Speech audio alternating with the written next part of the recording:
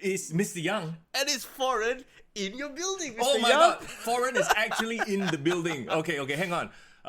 Of course, as per usual, confirm got some weird thing when I'm hearing an echo. Guys in the chat, can you hear an echo? Okay, you guys hear nothing at all. I hope it's not nothing in all, Basket, yeah. Yeah, I mean, of course, the fact that we are here together in the same building, there will be some, like growing pains. We're trying to get this audio set up right, man. You see, Right. look at Rishi. Rishi can't believe it, man. Yeah, Yes. Rishi's like, plot twist. Wait, hang on. We got to start with a bit of lag. Hey, bro, You can't see me. All right, guys. Watching the chat right now. Let us know if there are any audio issues, like you hear echo, you hear lag, or whatever. Should be no lag, unless foreign starts lagging. Yeah, then that one is really I'm the problem, bro. I'm the joke. Right. Dave, what's up? They can touch each other now. What the hell? Are you ready? Oh, wait, no. Yes. Breaking news. Hey, Rishi. Wow. Hey, y'all are like taking this to the next level. Like this is some big, massive reveal, Hey, you all think we are not actual friends? We don't meet up. What's wrong with you guys? They're like, they only know each other virtually one. Bluff one. They are only internet friends. But hello, friends. Welcome to the podcast. Thanks for hanging out. I guess we decided, because I'm going to Bali on Friday and we're going to basically take a week break. We're like, It's about 2 weeks, I think. Yeah. Let's take the opportunity to do something special. Foreign has come to Mr. Young's building, Yes. my studio, quote unquote, and we're gonna chill out and talk wrestling, bro. Yeah, of course, man. This is like the young kid, man. I feel like I'm humbled to be in their abode, bro. Right. With all my Blu-rays and my nerdy Marvel stuff, Dead by Daylight poster, my undisputed championship. Yes, look at that. It looks damn dope. But you know what? This place is damn hard to get to, guys. He lives in the middle of he really cannot, man. Hey, Rishi says Foreign looks so HD. I cannot, bro. Come, show everybody your HD face. No comments on my acne, please, guys. What the hell? Please respect it. No. It's okay. Next time I install filter, bro. Like the Beauty filter, the bro. TikTok filter got beauty filter, no? Oh my god. Okay. Can. Okay, we will talk about all that in a minute. But you know what? Yeah, Mr. Young, your house is so far from MRTs, bro. Why you like to live in solitude? What's going on, bro? I gotta blame my family, lah. I don't know why they selected this place. Why this plot of land, bro? Right. Maybe let's say it's secluded. I don't have to worry about traffic and noise, stuff like that. But yes, it was a pain in the ass growing up. Having to walk. Like I literally, the old people like to say, I used to walk 1 kilometer just to get to the bus stop. That one. Real. This is me. legit for Mr. Young, man. No, but I understand why you don't want to leave your place, man. I mean, he literally has everything. Sure, yeah. Yeah, man. Bro, But work from home forever, let's go, man. To be honest, BTO coming in 2 years time. Alamak, So okay, I might actually, the plan might just be, right, I continue streaming from this becomes legit like my studio. Okay, you come here just for the recordings. Yeah, just to do live stream on Twitch, plug for my Twitch channel, by the way, Mr. Young GG. And on TikTok now I do stream, bro. Mr. Young is spreading his legs. I mean wings on all the platforms. Did you just see you spreading your leg? Okay, guys, I'm so sorry, guys. I spread my legs for bits and coins on social media. Hey, no, I'm not that kind of streamer, influencer. Hey, don't Wait, like so this. you're streaming on TikTok for your Twitch as well. So, Yes. So how does that work? I dual stream basically. That is very technical. I mean, people who watch my live streams know already, but Okay. essentially, they say now TikTok is the place to grow. Okay. Is that why Kick to the Gut is on TikTok as well, Mr. Young? Yes, exactly. We will try to increase the capacity of memes, but we only have so many hands and minds and hours in the day, so you have to, forgive us. We will put more memes up when we have time. Yeah, I propose something, Mr. Young. What are you proposing? Maybe like doing a weekly podcast is getting a bit more blasé, bro. Oh, blasé. Yeah, people want like the content, reaction very, very raw and authentic, right, Mr. Young? Not Raw and SmackDown. No, not raw. Maybe a bit of NXT, lah. Yeah. Dynamite. So I was thinking, right. So I mean, I'm pretty sure everyone loves that with the fact that we are together and doing the podcast as it is. Sure. But we can't do it every single week. Right. You have a life. Yeah. You have a wife. Yeah. I have. Grab is expensive. Yes, I have Grab. And true story, I actually took public to come here, and then halfway I just gave up. So what? You took MRT halfway and you take a Then grab the rest of the I'm way. like, I know, I can't do this. So we can make podcasts like special episodes, bro. Sure, yeah. Like make it like once every 2 weeks, or like literally after a pay-per-view. Yes. And then like in between, we will just do our like recorded episodes. Yeah. And then we'll just put it up. But at least we have the content every single week in terms of like our TikTok, in terms of our. Remember, we always want to do fast reactions. Oh yeah. We can just have like what do you call it? Hot takes, bro. Hot yeah, takes, we'll do yeah. hot takes to power through the week. Yeah. And if you guys want to talk with us, join our Discord. Absolutely. And the Discord is already like so lively. I love it. Yeah. In fact, sometimes the breaking wrestling news I learn from the Discord. I wake up, I'm like, oh, okay, what's going on in Discord? So, oh shit, this happens, that happened. It's a news alert. Yeah, because of you guys. So thank you very much, guys and gals. If you haven't already joined our Discord, go to the description. The link is there. And of course, the link to our Patreon is there as well. Help fund foreigners grab trips to Mr. Young's studio. Yes. So if you, so I won't ask for much, guys. If you just donate or you just be a patron, nothing else. The money will just go into my Grab to come here. Yeah. That's all, man. So, Maybe once in a while, it's like you treating foreign to a cup of kopi or tea. Yes, appreciate it. And as well, of course, on our Patreon, you have access to our my Sportskida articles. Mr. Young, all your TikTok stuff will come out on Patreon first before it goes live. So eventually, hopefully, we can do this watch-alongs for pay-per-views or what, and put it as a Patreon exclusive. Excuse me, bro. Yes, Mr. Young. Premium live events. PLE! Must respect Nick Khan. He already told us PLE. Exactly, yeah. I don't want Vince McMahon to suddenly say, foreigner, fire. No, he's retired, so it's all good. Excuse me, he's still on the board. Oh shit, man. But the good news is, of course, we read that Triple H is still in charge of creative. Yes. And, okay, we are now clearly on the road to WrestleMania. No more distractions. Yes. But before we get there, let's talk about Elimination Chamber. Okay, what's up, everybody in chat? Little Fettuccine, it's good to see you. Hey, let us know what your number grade or letter grade, however you want to grade Elimination Chamber, okay, in the comments. Just like upon 10, upon 5, whatever. Just tell us now. Yeah. I will say this. Yes. I went into it with low expectations, as we talked really? about. Okay. Yeah. Well, except for the main event. Yes, right? the main event, yeah. And remember last week we were talking about like every other match was kind of, I don't really care. Yeah. And because the bar was low, I was surprised. You managed to enjoy yourself. Yeah, quite a bit. Okay. Yeah, I mean, the reason why you also got together is because it's actually a big event, this PLE, and we wanted to like discuss the fallout. Of course, a lot of monumental news coming out from the show.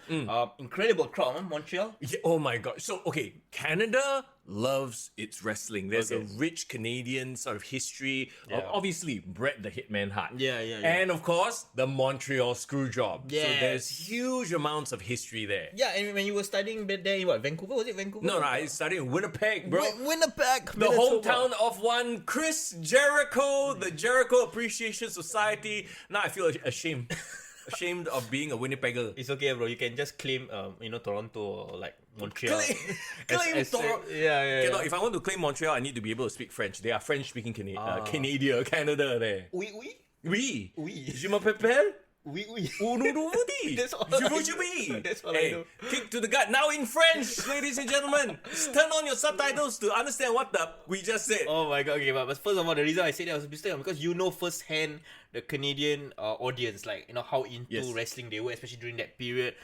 Do you feel like, wow, Sami Zayn in Montreal is like CM Punk in Chicago, Yes. Bret in Calgary, right? Yes, absolutely, 100%. And Irvin says maybe they don't do so often because they earn less in Canadian dollars. Oh, is that true? I don't know, what's the currency? Canada's currency is slightly lower than American currency. Even though US currency is not that good now. Okay, so like, do you know like $1 is how many Canadian or We can Google it right now. Let's Google it right now. Wow. USD to CAD, come. USD 1.35. So $1 is 1.35 Canadian. So it's not that huge of a difference. Last time when I was studying, it's like 1.6, 1.5. Oh, really? Yeah. Is that why, like, remember that one one time in Raw when Chris Jericho and Christian make a bet. Remember that? $1 Canadian. The joke is because it's less than an American dollar. Of course, like Lita and Trish Stratus want to beat their asses, man. Like, how dare you say we are worth $1 Canadian? So. Speaking of Lita, by the way, I guess we'll get to that in just a bit. I haven't watched Raw. Obviously, you haven't as well, right? I did watch a bit of it in the morning. Yeah. Oh, okay. I managed to look at the results on social media just to catch up. But okay, let's jump into the Elimination Chamber right now. And once again, guys, drop in the comments what you thought of Elimination Chamber. Okay, upon 10, what was your grading? Yes. Did you wake up and watch from the start or catch it halfway? I did. So I managed to watch it half asleep. Of course, it's a Sunday morning, right? Yeah. Right. But very interestingly, the thing that caught my attention was, of course, they started off with the Elimination Chamber match. So I was like, oh, okay. This was no surprise to me. And of course, it had to be the women's Elimination Chamber match first. Okay. I actually missed that. I decided to wake up a bit later. Okay. So I watched it after the fact.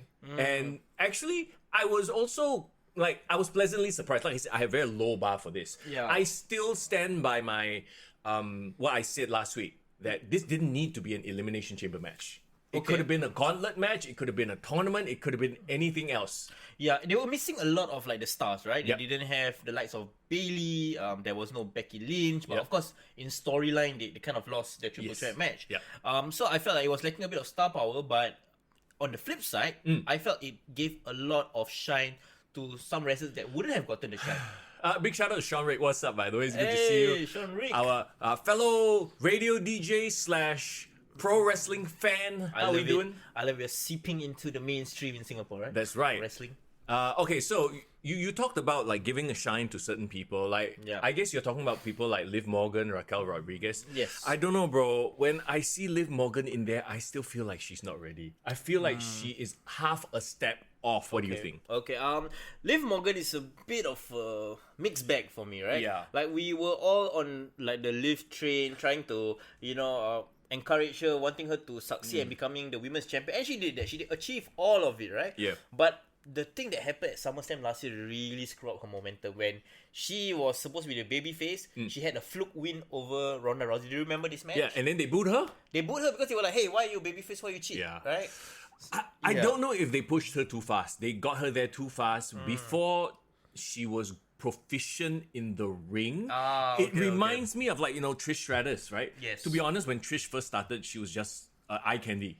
Yes, but then along the way, she built up her character. She built up respect in the ring. She was putting in I don't know what it is, but giving her a hardcore gimmick doesn't work. Yeah. Nothing about her was hardcore. Screams hardcore, right? Well, we don't know about her personal life, but her on-screen character. Why, bro? No, I'm thinking. Why are you being judgmental? I'm thinking, okay, Liv Morgan. Yeah, no, but like I said, maybe Ruby Soho, I can imagine her suddenly having a hardcore gimmick, right? But Liv Morgan always like this, maybe like a underdog, fighting from underneath, that makes sense. But as this hardcore gimmick all can happen at Extreme Rules, you have just stopped there. Yeah, bro. You know that one episode of Raw ruined her for you, right? Which one? Come at me, bruh. Come at me, bruh. Remember when she was on commentary against Zelina Vega? Come at me, bruh. Yeah, I will never forget. The second she did that, I was like, oh, wow. And maybe that's the moment where everyone just turned off. Yeah. But that was even before that was when she was a team with Rhea Ripley, remember? Live for Brutality. Yeah. So that was even way before her singles run. Come at me, bruh. Yeah. Maybe she should just be what is that? Gen Zer? Yeah. I mean, Vin brought up a great point. Yeah. The fact that we do have higher expectations for the women's wrestlers, but maybe that's why she can't live up to it. I mean, we had that generation of Becky Lynch, Bailey, Charlotte Flair, Sasha Banks, right? Yeah, then somehow the next generation, the next generation would have been Asuka, Shayna. Yeah, Asuka, Shayna, but I think now the top tier people like Rhea Ripley, Bianca Belair, they are great, right? And that's the reason why they are the top line. Yeah. I kind of feel like Liv could benefit from the Mandy Rose treatment. We talked about this last week. Go back to NXT, rediscover her character. Yeah. Rediscover her character, rediscover OnlyFans. Let's just do whatever you need to. Wait, hold on. Did you say OnlyFans or whole new fan? Wait, what? No. Rediscover. Whoa. I'm just saying that maybe she can find herself in a smaller environment, right? Yeah. Build herself out. I don't mind seeing her as NXT Women's Champion. She has never won that title before. And to be fair, also, you talk about her character, right? Yep. What is her character? A hardcore is not her character, and it doesn't even fit her. Yeah. Right. Yeah. So what is her character? She's a plucky underdog, but she's also hardcore. Like, huh? Yeah. You know And what? how hardcore can you go in WWE? You can't. So you can't go with that moniker. Imagine if like she switched roles and have like a Scarlet Bordeaux take over her place. I don't think Scarlet can't do anything that she can do right now. Right. And plus she has a character. Yeah.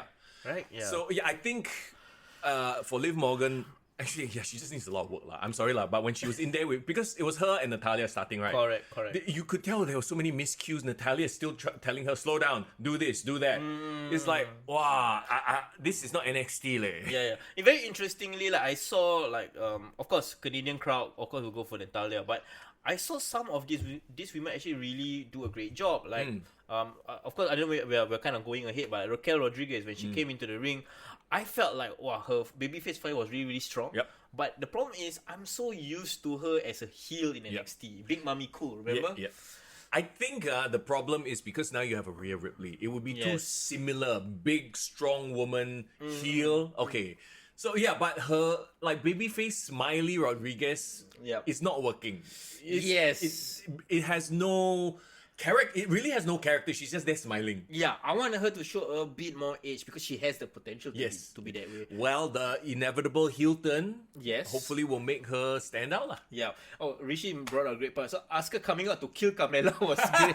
Okay, I low key love Carmella's new. Well, it's not really. It's like an extension. It's a return to form. Yeah, like being this like how do we like a valley girl, snidey. Staten Island, right? Princess of Staten Island, right. Yeah. That was the thing. Like, can I even say bitchy? Jersey Shore-ish? I guess. Yeah, and maybe. I mean, in the time she took off, she got into incredible shape. Like, wow. Oh yeah. Ooh. I mean, she's always been in incredible shape. She looks like even better shape now. Yeah. Corey Graves, huh? I don't know. Great commentator, bro. It's the Corey Graves exercise regime that they do at home. You know what it is? What? He's such a good orator. He's a cunning linguist. That's why that's why Carmella in love. Oh my god, guys, do you guys get that? Do you guys just get what he just said? I don't think anybody doesn't get that. Excuse me. If you don't get it, then you're not meant to get it, okay? Okay, that's He is good. such a cunning linguist on the mic. No, he was really a great fan of her, you know, like hyping her up on commentary. Well, it makes sense. Like everyone knows they're married, so it's not like it's a secret. It's nice that they kind of acknowledge it and like the fact that he's super biased in this match. So it's kind of reminds me of Bobby Heenan's commentary at 92 Rumble, right? With Flair, is it? Yeah, he keeps saying like Flair's gonna win, So like the fact that Carmella wasn't gonna win this match, but because she had Corey Graves on her side, there was this added wrinkle to the match. Yeah, it was interesting lah. Then you had Nikki Cross, who is back to a Twisted Sister sort of crazy girl. I don't know if the character is going over yet. I think it worked in a small crowd, but maybe she just needs that angle to propel her to the next level. I like Nikki Cross being crazy, fighting against Asuka, because that's what happened on Raw today. They had a match. Oh, okay. Yeah, and what was so interesting is like they are kind of like diametrically opposed to each other, but somehow they are parallel. It's like, I don't know, like what's a crazy, like Harley Quinn and who else is another crazy girl? But Joker. Yeah. Oh, Harley Quinn and Poison Ivy. That's a duo. Yeah, something like that. You know, like I feel they can work great as rivals, as allies, and in this match, I kind of got hyped seeing Nikki Cross fighting Asuka in her new gimmick. Oh. Yeah, I mean, does Asuka really have a new gimmick? I mean, you got new face paint. To be fair, she just got face paint and spits blue mist. Speaking of which, like you talk about Carmella getting in great shape. Don't you think Asuka got in great shape recently as well? Yeah, she did. She looks good, man. She looks hot. Man. Yeah. But you know, Carmella is for you. She got extra. No. Both are for me. I think they're both beautiful in their own ways. But Carmella has a couple of extra pounds of foreign objects. Of pound cakes. Of what? What?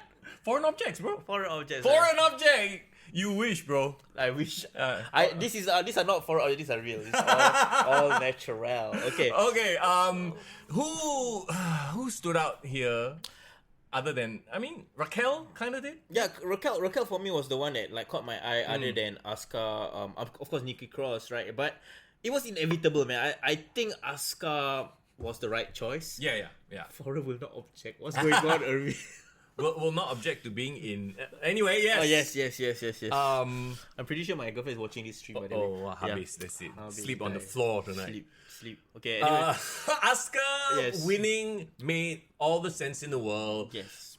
Did she turn heel on Raw? Like I saw a video of her misting or... No, she's just like a badass. Like she's just Okay. doing whatever the hell she wants. Do you feel like they are doing a good job rehabilitating her character? No, absolutely. She looks, like I said, she looks and acts like the old Asuka, but in better shape and with face paint. That's it. Okay. Nothing else different. Okay, then for me, the only way they can build hype for Bianca Belair, right, going to WrestleMania, in the next couple of weeks, they need to have great storytelling. Yeah. They need to even give her interview opportunity in Japanese. Like, just let her go all out like crazy. Kana level. We need Asuka to go back to the old NXT just destroyer. Just stop it with the smiling and the tongue out and bullshit. Just be menacing and be the heel. Because right now, going into WrestleMania at this point on, what is today's date? 21st of February. Yes. If the match would happen right now, I'd be like, both face, there's no heat here at all. There's no stakes. Feels like second tier compared to what they're doing with like Charlotte and Rhea Ripley, right? Heck, even feels second tier to Becky and Bailey. Yeah. At least that one got some history. Yeah, so right now they're starting a news rivalry from zero. Yep. They have like 6 weeks to build up to WrestleMania, so they need to create a conflict somehow.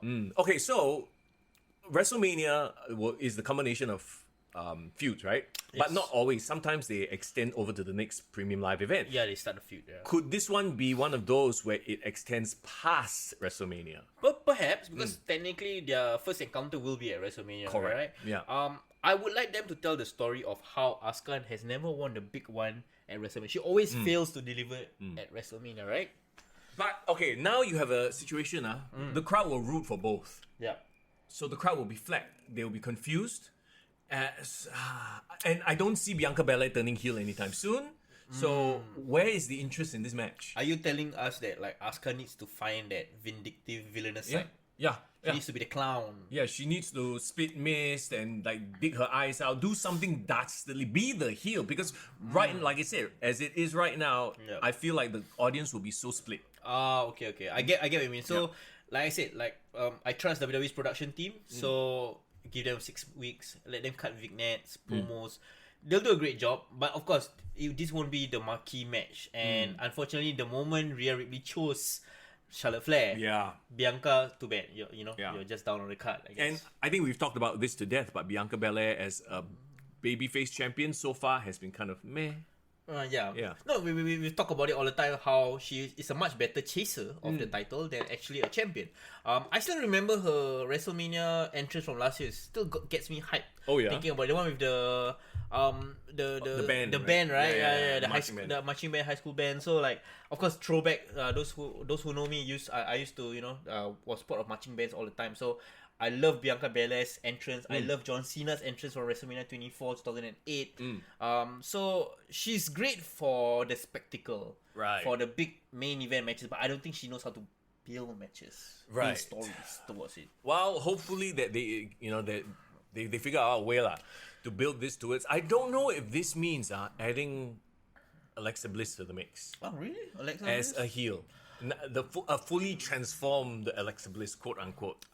Well, actually, triple threat. I'll be surprised to say this, but I don't really want Alexa at WrestleMania. What? You don't want her? Okay, so one will be spitting black goo, another one will be spitting blue mist. No, okay. The only time I want Alexa at WrestleMania is if we're going a bit forward here. Bray Wyatt has a match at WrestleMania, and they really form that Wyatt 8, and like they finally reveal Uncle Howdy, and they reveal Alexa Bliss. All of them together. Wyatt 6. Or is it 8? How many Wyatt family members are there? I'm pretty sure that they call it. Was it Wyatt 6? Sorry, yeah, you're 6 right, or 8? Right. Wyatt 6. You added 2 members out of the blues, yeah? I just want to join EA. I also part of the Wyatt 6. I'll be the 8th member. Thank you very much. No, 7 and 8. Yeah. 2 of us. Yeah, the podcast voice are back part of the Wyatts, right? What the hell? Add Kurt Angle to the mix, chances drastically go down. That's a Scott Steiner reference, right? Steiner match. Nice. Smart Irvin. Nice. Smart. Okay. But yeah, so... Yeah, so far I am not say I'm not looking for it. I know these two can bring it. Yeah. Storyline wise, there's nothing there. Yeah, I don't care really lah. This Wyatt 8, 9, 10. Yeah, right. We'll get to that, I guess, in just a little while. But shall we move on? Yes, we shall move on. Okay, Bobby Lashley versus Brock Lesnar. Ooh, boy. Okay. Was this the only match that I felt was a downer to you? Like a letdown? Yes. I think anytime you give a fuck finish, Yeah. that is what's going to happen, especially since this is supposed to be quote unquote the rubber match. Correct. But you know why they did that, to set up for WrestleMania, right? So they're gonna do a 4th match at WrestleMania now? No. So Brock, I guess they want to keep him strong, so they let him lose, but by DQ. So it isn't a definitive loss, which is like, okay, whatever, right? Yeah, okay, fine. Brock Lesnar, you're a superstar, everything. Poor Bobby, right? Bobby wins by DQ. Brock apparently, according to the dirt sheets, went into business for himself and F5 the referee. That wasn't planned. The extra one below, right? Yeah. Because he did 2 F5s. So, okay, did the referee agree and consent to that on the fly? How can he consent or deny? Like, he's gonna get manhandled no matter what. Yeah, exactly. If Brock Lesnar wants to pick you up, you're going up. If Brock Lesnar wants to rape you, then I don't Hey, excuse me, what? What? He can't consent. He can't say no. So, okay. Most of these refs probably have trained how to take bumps. So, him taking a bump, probably, okay, he know how. La. Yeah. I just want to understand, right? When they say it wasn't planned, did he whisper in his ear at least? Then the ref go, yes. Or did he just pick the fella up and throw him? I'm pretty sure the letter, bro. Cannot lah. Then like that, a bit much, right? Like, hey, I really did not consent to this, bro. Yeah, that's what they say lah. Okay, that's a rumor, innuendo. Yeah. Not confirmed. But the whole point of it was it supposed to keep Lashley the winner? So is Lashley gonna face Wyatt now? Because I wouldn't want to see that match. So that's the thing, right? Bobby Lashley is technically the winner, and it makes him look like such a bitch. Also, I'm sorry, but wasn't the whole promo by Bray Wyatt and Uncle Howdy like, okay, we want to challenge the winner of Brock versus Lashley? Correct. And he gets the winner. But it's through a fucked finish. Yeah. It makes Bobby look so stupid. And Bray for challenging and going ahead. And this is the guy I want to fight. Yeah. He makes him look stupid also. So like, it just clusterfucks all 3 wrestlers, right? Yeah, so I don't understand what is that with the booking here. Like, okay, is it a case of Brock's, not say Brock's ego lah, but Brock's status hurting everything? Like, they had to make Brock look good, so they gave this fuck finish, but in the process, they also screwed Bray and Bobby. I would rather Brock pass out to the Hurt Lock and Hurt Lock? Hurt Lock. Oh, Brock Lock, yeah, correct. Brock pass out. Cannot, bro, then you make Bobby look too good. Brock, how can Brock lose to a Hurt Lock? No, that's the thing. Like, of course, the match needs to lead to him doing that because he whether it's they attack him or they really or chair shot, rabak, and then to the point that he doesn't pass. He can't answer the count. Like he's knocked out knocked out. Yeah, just knocked out maybe. And then maybe this is something Lashley can claim.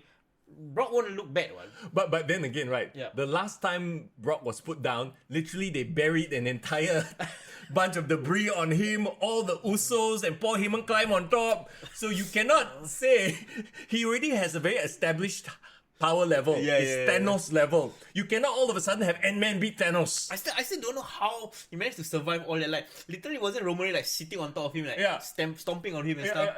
That's crazy, man. I mean, he's a brick shit house lah. But you get my point, right? Like, you can't have him, a couple of months ago freaking withstand all this, and then after that, exactly. Rishi has the best booking for that. I agree. Lashley, Wyatt, Lesnar, triple threat, Pitch Black, 7 up. Oh, off, man. No, bro, no. Excuse me, Pitch Black is Mountain Dew. I don't mix up your soft drinks. Huh? Okay. I don't know about Pitch Black match, but honestly, Lashley, Wyatt, Lesnar, triple threat might be the way to go, man. Bro, I actually mentioned this in the Discord, okay? Yeah. Because, WWE loves to do these odd couple pairings. Okay. How about Uncle Howdy and Bray Wyatt versus Lashley and Lesnar? So what? Bray and Howdy can go over because Lashley and Lesnar are in fighting. So somebody books Lashley and Lesnar to be a odd couple tag team. Yeah, you can have Johnny Sins. what's his face? Adam Pearce. Book that, make some bullshit thing. But obviously, Brock is going to be away for a while because he's going to get suspended. Yeah. No, that's the thing, right? Because I don't want to see Lashley versus Wyatt. I would rather see Wyatt versus Lesnar, right? Yeah. But then where does that leave Lashley? Wyatt versus Lesnar? Yeah. Oh, you don't want to see Lashley. Their names are too freaking similar. Okay. You don't want to see Brock Lesnar. Hey, they are both BL. Brock Lesnar, Bobby Lashley. Yeah, that's true. It's confusing, bro. Yes. Well, I mean, they are supposed to be the white and black version of each other. That's what they say, right? So the BL team, they should be a team and just run roughshod over the entire tag team division. Not Black Lives Matters, Brock Lesnar matters, and Bobby Lashley matters as well. Okay. I guess it throws that whole what they're going to do for WrestleMania wide open, which is a good thing, but not in a. I feel like it's just this is a bit chapalang. A bit chapalang, a bit all over the place. Like so, okay, hard to predict. If you are supposed to follow their logic, it will be Lashley versus Wyatt. Will you watch that? Will there be a story there? No, I don't like. Okay, you know what the problem is with that? Yeah. Not because I don't think Wyatt can't handle the promos, because he can. He's shown that he can promo against himself, even though they drag it out way too long, right? Yeah. But I'm very afraid, Lashley is going to try to act in these skits and look damn. Lashley cannot act. He is a phenomenal athlete. Not a phenomenal actor. No, on the mic, already a bit rabak. You ask him to act scared, like when Bray Wyatt does his spooky shit. Yeah. Bro, cannot lah. I cannot. Cannot. I mean, LA Knight and Wyatt was like the best that we've gotten out of it, right? LA is such a throwback to like The Rock, that era of he overreacts but not too much. Correct. And it just feels natural. He's charismatic. Lashley is the complete opposite. Yeah. He cannot do that role. Yeah. Like again, like if it was Wyatt and Lesnar, I would have loved to see like Lesnar call out Wyatt and call him a fat fuck or something. Like how Samoa Joe kena made fun of by Scott Steiner. Yeah. Still vibes. To be fair, I think Brock can act one. Like you ask him to act scared of something spooky, I think he can. Yeah. I think he can. He's like, fuck this shit. He will be very like authentic to himself. Yes, but I can't see Lashley doing it. Yeah, that's why Wyatt and Lesnar would have made so much sense. Yeah, but you see, okay, I don't think you saw what happened on Raw, but they teased something, bro. That if that really happened, bro. I saw the Instagram. I'm just gonna. Okay. So I think I know what you're saying. Okay, go. Omos, MVP and Omos. Wait, MVP is still with Omos, right? Yes, still with Omos. Challenge Brock Lesnar for WrestleMania. Oh my god. Okay, cannot be. Cannot be. That's a throwaway of like Lesnar star power. Man. Exactly, right? Like there is no way in hell Triple H is dumb enough to book that. Yeah, no way. Like, okay, Gunther is the other name that has been rumored. Yes. Gunther versus Lesnar. I think that's the match a lot of people want to see. You know what? I don't even mind if Gunther and Lesnar for the IC title will bring prestige to the title. It's a title that Brock has never faced or gotten before. Yep. And they've already teased it at Royal Rumble, so they can literally just create that match and book that match out. Isn't the other rumor Drew, Sheamus, and and Gunther, right? For the Triple threat IC. But if you ask me to do like a straight battle between like Lesnar, Gunther, and the triple threat, I will take Brock and Gunther. Such a fresh matchup, bro. Right, yeah, it is a very fresh matchup, yeah. And Gunther is like looking the best that he's ever looked. Correct. In terms of the way he's being pushed and stuff like that. Yeah.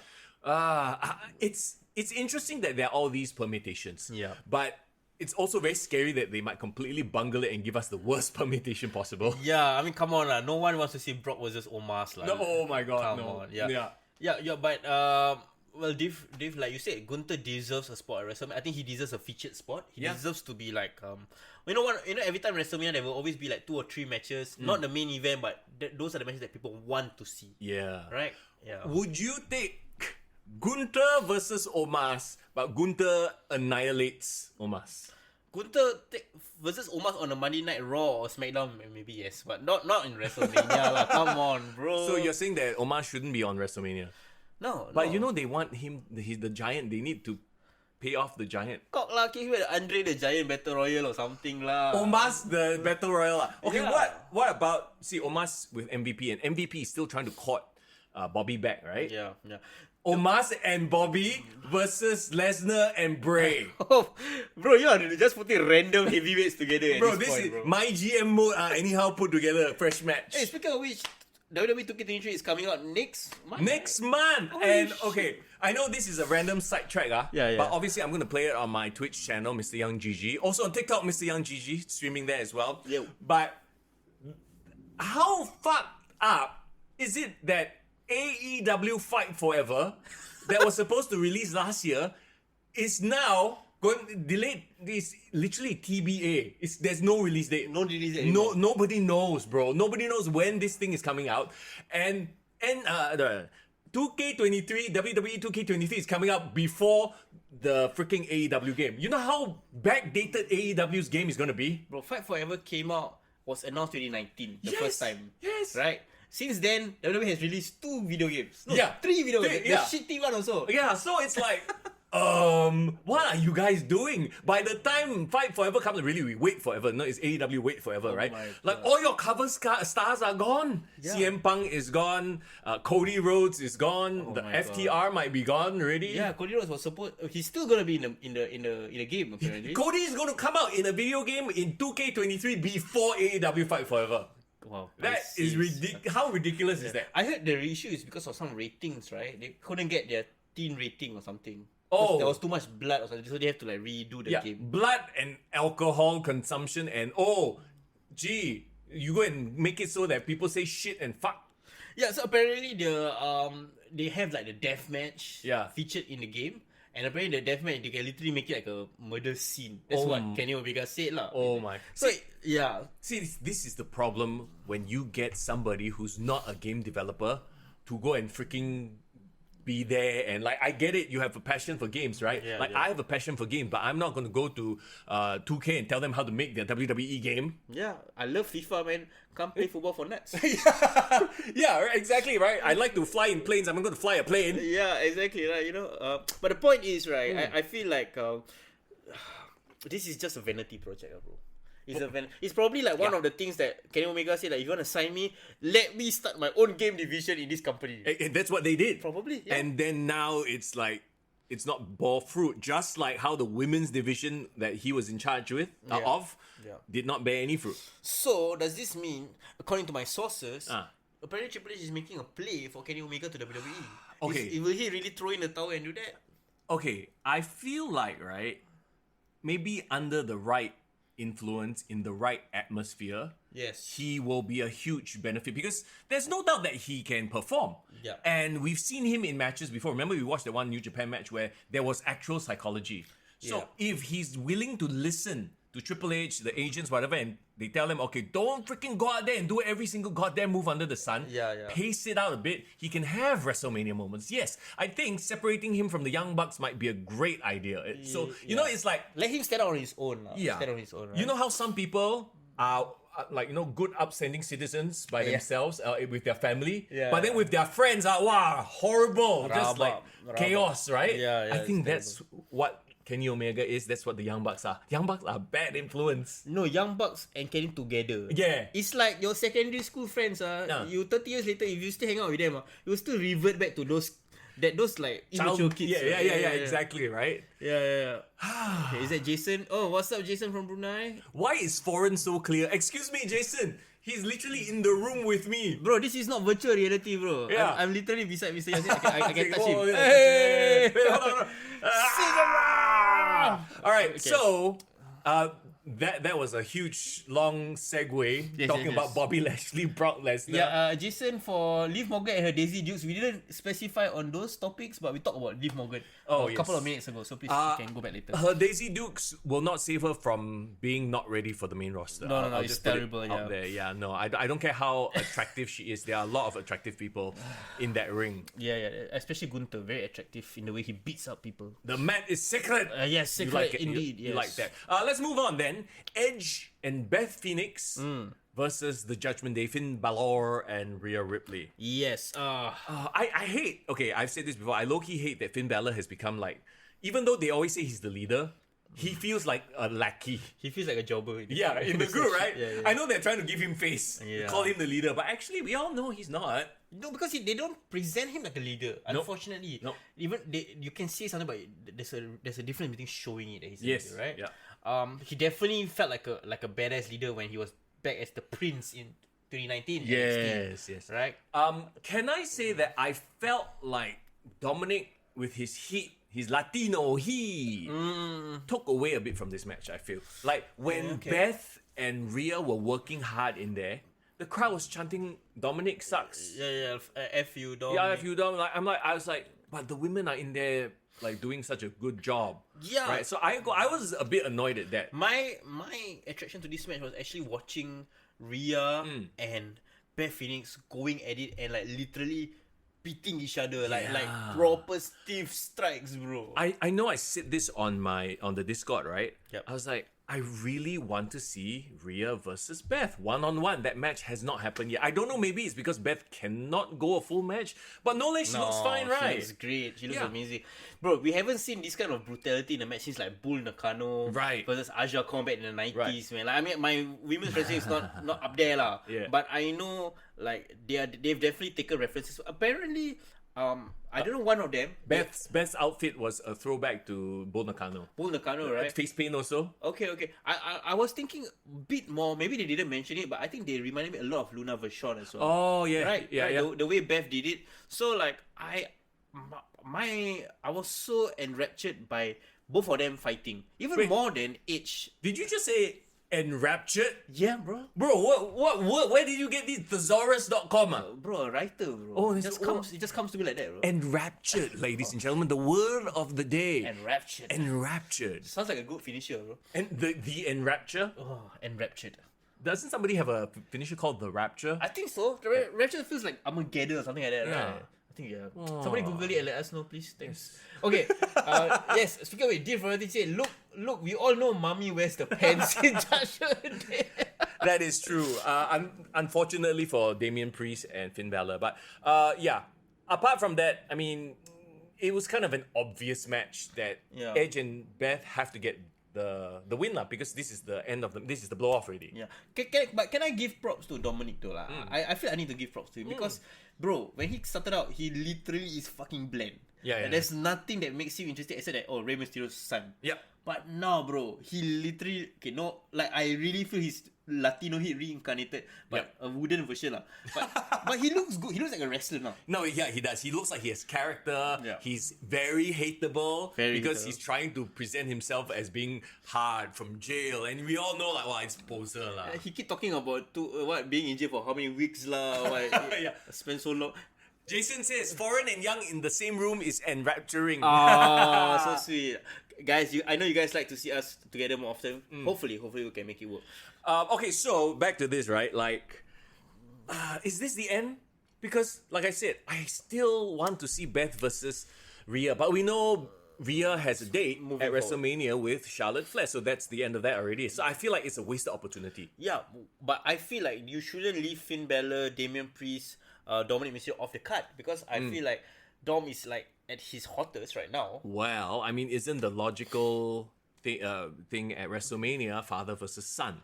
Correct. They've held off on it, like they played the long game. They know that is a WrestleMania moment type of match, right? Yeah. So, well, they've teased it actually on Raw. So what happened was they did a sit-down interview, Byron, with Mami and with Dom. And apparently, they teased that they're going to go on SmackDown where Rhea Ripley is going to kind of like have an interaction with Charlotte Flair. Yeah. And then Dom kind of like sneaked in and like added like, oh, by the way, I heard that my dad has like a big match with like Karrion Kross, right? Oh. Maybe I should pay him a visit as well. So you know, SmackDown might be where the tease for this father versus son match is gonna happen, right? So okay, that begs the question, right? Like 6-week build up to WrestleMania, what story can they tell other than, I'm going to discipline you? Like I don't know what it is, but I always envision they finally reconciliate. If you are going to have that fight, father versus son, you also need to have a finish where they come back together. And I don't think it is time for Dom to turn face. I think they can do it very briefly. We must take notes from your guy, bro, Chris Jericho. Oh my God, you talking about Chris Jericho, Shawn Michaels? Yes. They hug. I love you, and then low blow. Oh yes. But you know what? The crowd got that moment, the hug. Yeah. They got that reconciliation, and they got the damn you, Dominic. You know what that would be? Yeah. It would be enrapturing. Oh, come on. Okay, we just booked it. Let's go. I noticed that Santos Escobar is having a moment with Rey Mysterio as well. I love the comments. Santos is like the son that he really should have had. right. Okay, do you think this is just their way of having an opponent for Rey, like a side, not like Rey, a Dom? For Dom, yeah, a side quest for Dom because we don't want Dom and Ray to touch so they can have their interaction, but Escobar is the intermediary. Yeah, other than the fact that Santos Escobar is only like 10 years younger than Ray, so the fact that if they were father and son is fucking weird. Yeah. Santos Escobar, I think right now they are technically Delgado is like a babyface faction now. I guess. Yeah, so I think that's fine. Clearly he's a much better wrestler than Dom. So I don't know how Dom's gonna look the better part coming out of the match. Well, actually, just looking at it like that, right? You could have a situation where you get Elgato del Fantasma versus Judgment Day. So you sort of have like a mini feud before, or they could be leading up to Judgment Day versus Legado. Okay, I can see at WrestleMania. I can see Dom and Ray having a match, and then having both factions, Legado and Judgment Day, on ringside.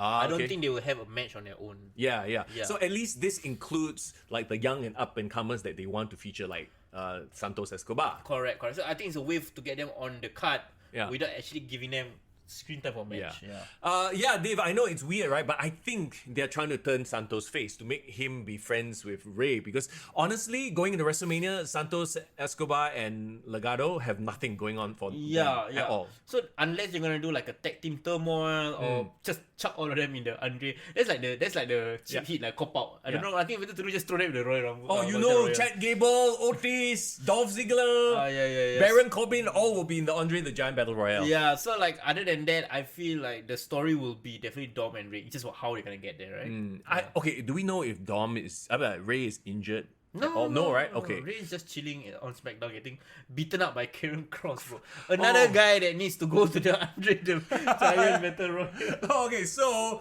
obviously Karrion Kross is just a convenient excuse for Dom to interfere and put over Karrion Kross. Though I don't think it's not going to do him any good because it's Karrion Kross, right? At this point. Yeah.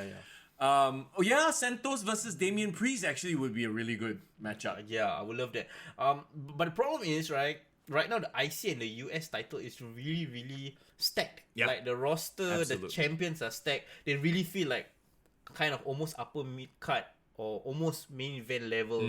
The problem is all these people, they're not main event level yet. That's true. I think they did like a European title. Don't, bro, because you know what's gonna happen? What? If you bring a European title on one show, you need another title on another show.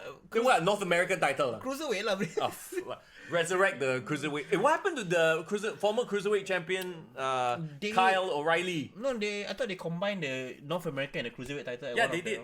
I'm just asking what happened to Kyle. Kyle. No, sorry.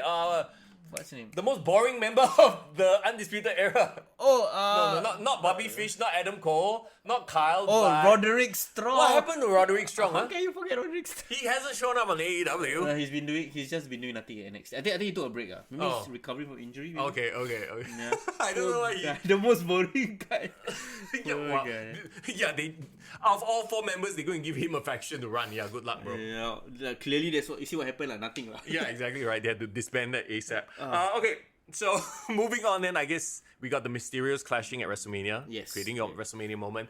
Let's talk about then the Elimination Chamber match for the US title. Okay, watching the match after it, does it still feel weird that the US title was contested in the EC? I don't mind because we've already seen the Intercontinental title defended in EC. We've seen the tag team titles. US makes a lot of sense, especially if they're not gonna make the Elimination Chamber match the main event, right? So they needed something that it's still monumental but doesn't overshadow the big match. Can we... Okay, I know I've said this a lot, but can we just get rid of the Elimination Chamber PLE and have the match as a match to blow off, things? Like big ass matches, right? Unless they treat it like a Royal Rumble where it has to be. I don't know, man. Okay, I'm okay with having this because it kind of creates a detour. Okay. Like having Royal Rumble and then like if the guy didn't win the Rumble, they still have another chance to go into the... That's okay, it makes sense. But I hope going forward there will be storyline reasons why they need to be in the chamber. Yeah. Then that makes sense. I keep going back to that women's Elimination Chamber match and how it did not have to be that. They're just having it for the sake of having it. Right? Yeah. But okay, on to the men. So you got Austin Theory, Bronson Reed, Damian Priest, Johnny Gargano, Montez Ford, Seth Rollins. I mean, okay, if there was any place that Gargano would get a pop, I guess it would be Montreal, Canada. Yeah. Finally, he got somewhat of a pop. It wasn't great, but at least, people cheered for him. Yeah, and I think putting him in the ring to start off the match with Seth, I think it's a good idea. Yeah. It kind of lets us focus on what is he good at, right? Yeah, Johnny Wrestling. Work rate, Yeah. right. So having those two start order was good.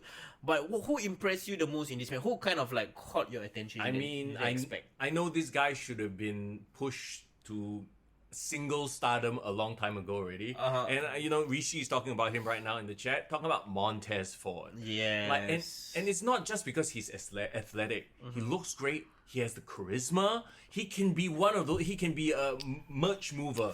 He's an absolute merch mover. Yeah, I felt this match was actually Montez's breakout performance. Right. I mean, let's not just talk about his awesome, amazing spot from the top of the Yeah. chamber. I don't know what the hell he just did. He did some. He climbed onto there and then he like flipped off. He did some calisthenic shit. Yeah, pretty much. Yeah. It's not just that. I think the fire he brought. The fact that basically, I like. Okay. So some of the recent like black champions that we've had, right? Yeah. We've got Big E. We've got Kofi Kingston. All of them. Okay, Kofi was like kind of more of a veteran side. Yeah. Like, he wasn't in his prime. Yeah. Big E, he's big, he's great, everyone loves him, but there's a ceiling to him. Yeah. But I feel Montez can be like The Rock. Like he's young enough that he's still so much more potential. He has the looks, he has the personality. He can be a top guy. Right. Like Big E, as great as he is, I don't see him as a top guy. You get it? No, I get what you're saying. I feel the same way about someone like LA Knight. Which unfortunately, what the hell happened to him? After the pitch black match, he got lost in the darkness. Yeah. Take him a break. What a waste, right? Yeah. I would love to have seen LA Knight do something memorable in WrestleMania. Yeah, and like cut a promo. Actually, LA Knight. They are in Hollywood. Maybe he can host WrestleMania. Okay, yeah, I wouldn't mind Hey. that. I would love for him to do a talking segment Yeah. at WrestleMania. Man, he should have been part of the WrestleMania Hollywood teasers. Yes. That would have been awesome. Huh? I mean, I don't understand why Triple H must see it. Like, the dude is so, and he's not young. That's the thing, right? That's the Like, problem, he's not a quote unquote star for the future. He needs to be a star now. Yeah. Speaking of stars of the future, Wonder Boy, what's up all the way from IPW? Thanks for joining us. Hey, welcome to the stream, man. It's good to see you. So, okay, did anybody impress you in this match? Like, really stood out? Okay, like of course we talk about Montez Ford, right? I was actually very interested in how they booked Bronson Reed. Right, being the big monster. I honestly haven't really felt anything about or from him since he returned. He was more like a hired gun kind of, and then because when he returned, he didn't feel like much. Right? Yeah, it wasn't like a big deal, right? But the way they booked him in this match, he felt like a freaking threat. Yeah, he's a tank lah. Look at him. Yeah. So like I'm curious because clearly there's some disconnect going on, like, or maybe they're bidding his time. Like maybe he won't get the shine right now at WrestleMania. Post WrestleMania, maybe he will get a longer run. He was booked really, really well in this match. He came up against the likes of Seth Rollins, battered through him. Damian Priest battered through him. Damian Priest was great, but you know that the story is not Damian Priest. Which is very unfortunate because he's another guy. We've talked about it. I know this royalty crying. One tear for Damian Priest. But we all know that he has the potential. He could be the main event star. Yes. It's just unfortunately there are other pieces in play, and he's part of the group that, well, the focus is on Mami. Yeah. So it hurts him. So the funniest thing about Judgment Day is like the two like legit best workers in the faction are like the side characters. Yeah. Are like not the main storyline. So it's a bit weird. Okay, to be fair, Rhea is a good worker as well. Yeah. Dom is just all character right now, and Correct. he's over. I mean, in terms of heat lah. But the funny thing is like we always thought like how will Dom kind of do well in the wrestling business if he doesn't have a character? So now he kind of like his character is the thing that is his selling point right now, which is good for him. Yeah, I mean, he's only got an upside lah. Let's face it. He has veterans in his corner. His dad is Rey Mysterio. Yeah. Can. Speaking of upside, bro, Austin Theory. Ah. Austin Theory, what do you think about his performance? I mean, we've talked about it so often that he's such a prodigy. He gets it. His timing is crisp. Everything he does, his facials, the way he reacts to things. Yeah. Like, there's nothing to say. Like, obviously, he's the champion. They kept the title on him to keep him strong. Okay, who do you think now challenges him? Unless they did something on... didn't he face Edge on Raw? Yeah, so what happens is, so I watched the press conference, right? Sorry, it's not like all out. It's actually a properly well done press conference. He did an open challenge, so he was like bang and better. But like, you know what? I'm just gonna prove that I can do this all day. I'm like the forever champ. Yeah. I love that line, by the way, calling himself the forever champ. Yeah, so right after him calling out the entire roster, it was Edge and Beth Phoenix coming onto the press scrum, and Edge was like, you know what? I want to shut this guy up. Like, So, do you know what happened on Raw? Okay, so what I found out was when he said that, right? He said like, you know why I don't like this guy? Right. Because he's a Cena fan. Then he definitely sucks. That's what Edge said, you know.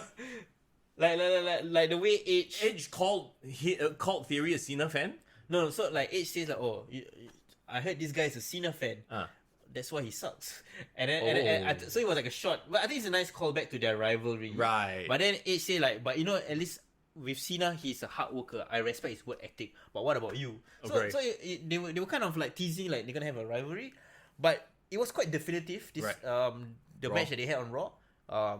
Theory won against Edge, but before the match, that was the thing that was interesting. You know, you know what he announced? Okay, wait, before you get there though, do you like the little throwback here of Edge challenging someone for a title after an Elimination Chamber? Yes. I don't know if they did this on purpose or not, but it's definitely like the first ever Money in the Bank cash-in was Edge cashing in on John Cena after Elimination Chamber. So only us wrestling nerds probably noticed this, right? Yeah. So like this kind of little teaser, it might not be on purpose, but I still appreciate it just the same. You know what this is? This is like watching a Marvel show and showing, I know what they did there. And if you are diehard, you're like, I know, we feel good about each other. Shook Sindiri only, right? Other people don't know, whatever lah. Okay, so like the chat just mentioned, before Theory went to do his main event match, he actually announced backstage that, so I've heard John Cena is coming back on Raw in the next 2 weeks.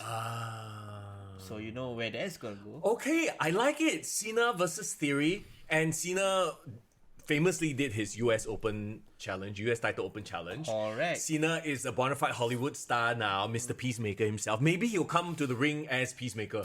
I would love it, and the fact that he's in LA with the biggest audience, and clearly WWE wants to push Theory as a star of the future. Yeah. Why not highlight Theory with the John Cena rub? Okay, then now I know we're booking way in advance, but do you think Cena? I mean, he will put him over, but do you think he should put Theory over at WrestleMania? Or do you think Cena should win the title? Is that what you're trying to say? Yeah, but it doesn't make sense for Cena to win the title at all, right? He's a part-timer at this point. Yeah. I want it to be a passing on the torch moment. I want Theory to get that rub. Oh. So if nothing else, right? Okay, do you remember very long time ago, SummerSlam 2004, Randy Orton versus Chris Benoit? Yeah. Randy was still a heel. But when Randy won the title, Chris Benoit came back to the ring and like, shake my hand. Right. Shake it. Yeah. So it's like this, like they still hate each other, they're still babyface and heel, but there's this begrudging acknowledgement from the veteran that he did a great job. Right, so you're thinking that Cena could be that guy that goes, shake my hand. Damn it, that was a hard-fought match. Yeah. You can respect me and we respect each other. And then in that way, the fans can acknowledge like, you know, Theory's great performance, but he can still go and be a heel going out of WrestleMania. I like it. Yeah. How about, what do you think if the US title is not on the line? I.e., Cena somehow distracts Theory and Theory loses it on a Raw. Oh, okay. Then you want to move the US title away. Yeah, to somebody else. And then Theory and Cena can have that match. Because technically, Cena versus Theory doesn't require a title. Yeah, that's true. I'm not against that. I think that's also a great way to put the title on another person to give them the spotlight. Yeah. Because also, right, if Theory has the title, it's very obvious who's going to win already. Because we know Cena is not going to win. Yeah. But I still think that the title kind of adds to the match, or even if they want to have a match without the title on the line, but it's just between the two of them, Cena can explain it in such a way where like, hey, I don't want to take your title. I still think you'll be a great champion, but I just think you need to be taught a lesson. Okay. So there's a couple of permutations. My only issue with taking the title away, right, there's not enough time to build up a new champion and a completely new storyline. Right. Right, yeah. Pass it to Bobby Lashley lah. Then Bobby can fight with Bray Wyatt over the US title. Oh my god. Oh shit. Nah. Wyatt as US champion. Can you imagine? I can't. Actually, he should win a mid-card title. I think he's due a mid-card. What? Bray versus Gunther? Not so soon. But eventually, I want to see who is the IC champion. I think it would be interesting. Okay. So most of the story coming out of this obviously is Austin Theory. Like you said, like Bronson Reed, he was strong, but he kind of just not important. Yeah. Damian Priest, side quest. Johnny Gargano, literally NPC, right? He's just there to make a name for himself. Yeah, right. Montez Ford showed out. He was instrumental in the finish. Let's talk about that cell, all right, where he had the bug eye, like he's knocked out. Oh yeah. Oh my god. Did you at that moment thought that it was real? No, because I've watched enough wrestling to know that I wrote in the Discord, they're going to open the door or something. I can't remember what I wrote. It's like, oh my god, this is where Logan Paul comes in to screw Seth Rollins, because they already planted the seeds of this at the Royal Rumble. Correct. So I'm like, okay, how is Logan Paul going to interfere? Oh, they need to open the door somehow. And how do they open the door? Montez Ford is her. I was like, I'm not going to begrudge them for it. For being predictable. For predictable, like, it's predictable to me because I'm quote unquote a fan of a long time, so I know like all right, this is gonna happen this way. I think for your casual fans, it's fine. Yeah, I like the fact that it's predictable because sometimes predictable is logical. It makes sense. Yeah. That's the best way for him to get into the match. And bro, best buckshot in the business, bro. Better than Hangman. Sorry, Hangman, but didn't he learn it from Hangman? Did he learn it from him? I don't know, but how are they friends? If he did, the student has surpassed the master. But yeah, no, he comes in, freaking huge heel heat, gets booed to death, and now we will get Seth versus Logan Paul. You think Logan is finally coming around to embracing being a heel? Because all this time he said he didn't want to be one, right? I wonder what it was like. Was it just Vince going, yeah, you should be a face. Yeah. And then Triple H is like, actually, yeah. And then, Triple H has a sit down with him, talks to him, and appeals to his creative side. I think he really wanted to be he wanted to be liked. Okay. Because he said so many times on his podcast, like, hey, I really just want to be like a baby. I want to prove to the fans, earn the respect, blah, blah, blah. So is it just a thing of, okay, I've spent my time as a babyface, now it's time to turn heel. Now it's time to switch things up. I think somebody got in his ear and convinced him, hey bro, like you've really earned the respect of the fans. You already had an awesome match with Roman Reigns. Now time to enjoy it. Time to really embrace it. I hope it's Triple H spoke in his ear and saying, convince him that. You know what? Whatever the case may be, it is a perfect fit. Like, he literally has the backstory, the history for it, all his YouTube shenanigans, his energy drink nonsense. Yeah. Wow, fans will naturally hate him. And plus, he's an outsider. Yeah, people will pay money to see him get beaten up. Yeah. But that's the whole point, right? Yes, that's exactly the whole point. So, and who better? Seth Rollins, pro wrestling for life, Indie guy, made it through the big leagues. Yeah. And actually, maybe Seth Rollins was the one that pitched this match. Like, I've taken a liking to this guy. I know that he will give the most eyes. Like, whatever he does at WrestleMania, people will want to make him viral. Right. So, I'm going to give him the rub of, like, helping him, put him over. And, like, that's going to benefit both of them. Right. Jason says, Logan Paul is face in Saudi only. No, he was only face because he was presented as face. If he goes now, he's presented as a heel, they will boo him one. Yeah. They're not that, but, okay, so I'm actually really looking forward to Logan Paul versus Seth Rollins, because you know that Seth will make him have a good match, and Logan Paul will do crazy shit, because he's that crazy guy. I can't wait to see their entrances as well. That's some of the marquee matches right now on this road to WrestleMania that are like on the horizon. Up, right. I'm like, wow. Also, the problem I do see here, they're relying on a lot of outside people. Logan Paul. You got John Cena, technically outside person already. Right? What else is another mouth-watering match? Cody versus Roman is the only one that's like sort of pure within the company. Is it? Within the company. That's like really like homegrown sort of a thing. Okay, but I would counter that by saying like every single like so-called outside personality that comes for WrestleMania so far, in this scenario it makes sense. There's storyline sense to it. Like, as opposed to like really out of nowhere you bring a Rock. I mean, we love The Rock, Yeah. but like it would have been super random at this point in time, right? Yeah. Well, technically you can still because slot there's in. a blood relation, right? Correct, I get what you mean, like, and if he's not ready, he's not ready.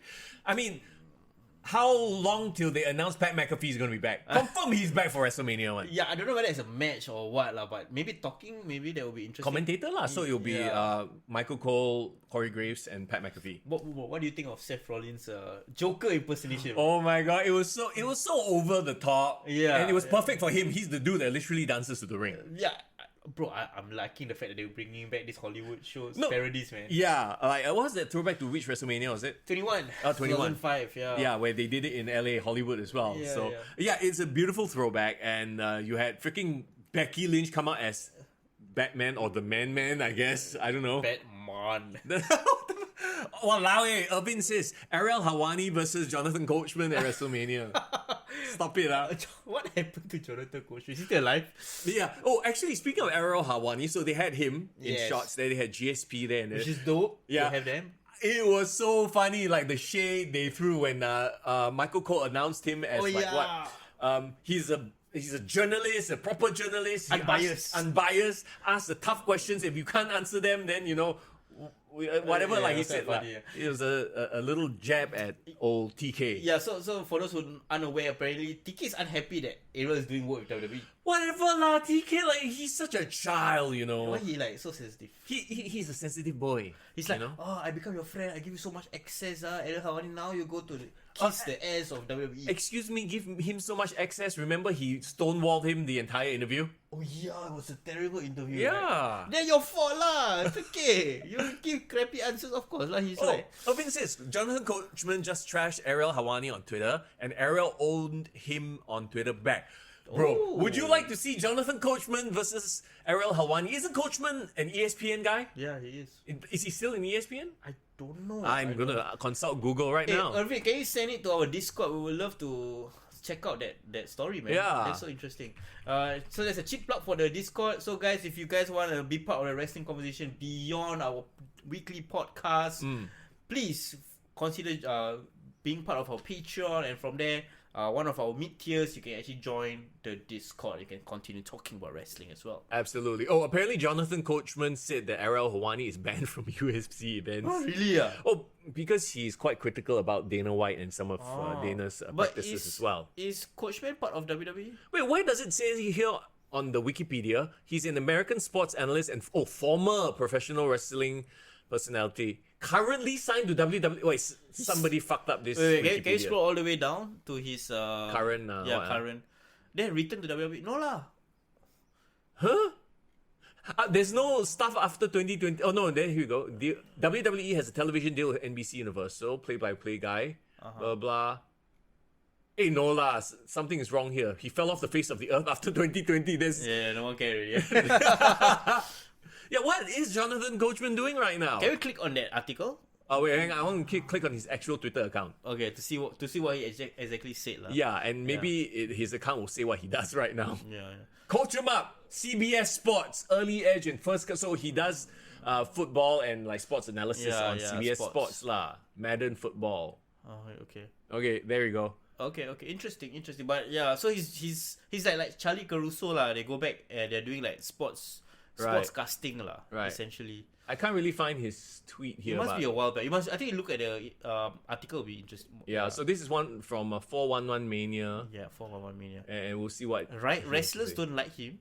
Okay. Jonathan Coachman says Ariel Hawani is banned from UFC, implies that wrestlers don't like him. There we go. It's really cool to see an event that Ariel Hawani can actually get in the building for. I would be excited also. If you don't know, now you know. Laughing emoji. Okay, wait. So did he clap back?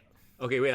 Coach also says Ariel is not allowed in the building for UFC events, and ESPN clearly didn't know when they hired him, which is why he only lasted one contract. Also, the mockery he makes of pro wrestling like he could ever do it not only upsets me, but a lot of people actually in the business. This is what the coach said. Okay. When you do this for a living like I did for well over 10 years, look back at the last year, talking trash to actual wrestlers like Booker T on talk shows when he's 140 pounds soaking wet. He's a fan, that's it. He's not and never will be. Fans are not WWE talent. Oh, wow. Over 20 years on and off, 16 WrestleManias, actually participated in 2 Royal Rumbles. This is the coach speaking. Okay. I think I am qualified. Not bitter, just respect the business, whether I am still in it or not. Wrestlers can't stand it when an outsider comes in and doesn't respect their space. Okay, there's a whole bunch more tweets. I want to see the clap back. Yeah, it's a clapback. So, okay, Irvin says Ariel said that coach is irrelevant. Okay lah. Yeah, that's true. Hey, he's tall. It lists him as 1.9 meters tall. Oh, really? Ah. He looks so short beside all the other Well, all the wrestlers. wrestlers are huge, bro. Yeah. Anyway, there you go. That's Jonathan Coachman and his shenanigans. Oh, okay. I mean, nice to see him after so long. Nice to hear from him after so long. Being relevant and stuff like that. Huh? Yeah. Okay, so let's move on then to the main event. Yes, we kept you guys waiting for an hour. Let's talk about it, man. Like, the biggest story coming out of Montreal Elimination Chamber, bro. I mean, it's probably smart that they completely kept Kevin Owens away. They didn't want Kevin Owens to take Sami Zayn's spotlight or any of the vibe, right? And so, my gosh, I was wondering, because champion always comes out first. Who would come out first? But they let Roman Reigns come out first so that Sami Zayn could get that monster, like, holy like shit. anticipation. Yeah. That monster Montreal home crowd pop, bro. I love seeing how Roman Reigns has embraced this heel. Like, he literally is the bad guy in that entire building. Yep. And the heat for him was amazing. Like good heat. Yeah. Not go away heat. Yeah, exactly. No, I mean, we all said this for the past, like, couple of years, right? He's transcended it. But here's the thing. Like, the whole Sami Zayn thing, I don't know. Actually, it was probably an accident. You know? They just needed a side thing for him to deal with. And remember, we were talking about how Roman was stale for a while already. Like, yes, dominant, but then after a while, like, after Brock Lesnar, WrestleMania, that it was like, okay, you know, like, what's next? And then this whole Sami Zayn thing started out and made it like, wow, made it high drama, made it must-watch TV. Correct. And I think I love how it felt so organic. It was a bit like CM Punk's rise, because like CM Punk's rise wasn't part of the plan, but they needed something between WrestleManias for John Cena and The Rock, right? Yeah.